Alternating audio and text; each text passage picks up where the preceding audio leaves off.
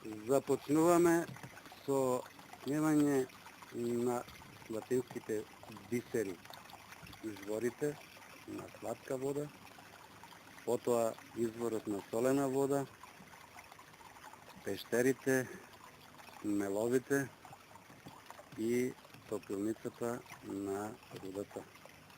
Овој извор е познат како Слатински извор, се наоѓа во непосредна близина на реката Треска. За жал, временските услови ќе го прават својот изворот веќе скоро и да е пресушен. Во непосредна близина на овој извор се наоѓа средновековно кале на врвот на овој дел, добро утврдено кале, кое што има една врска со Девичкото и Модришкото кале. Долината што е пред нас, тоа е сушност ниви ораници, за жал, сега пустелија, претворена од поплавите, од забот на времето и место каде што може само да се посматра како едно пусто, така речено, место.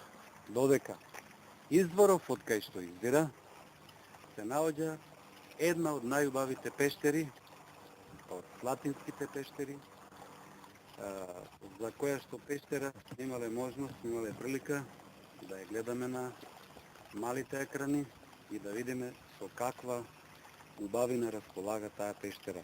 Штета оваа природна убавина што не е претворена во едно туристичко атрактивно место, да се отвори пештерата, да се прилагоди за посетителите и сите оние кои што имаат ете желба да видат што крие подземјето. Ми се чини дека не би имало друга пештера која што би ја заменила во Македонија или негде на друга место. Богата со сталагмити и сталактити, со вода во внатрешноста, разни кутици, украси, со апсиди, апсидални делови и ред други убавини што ги направила природата. Но едно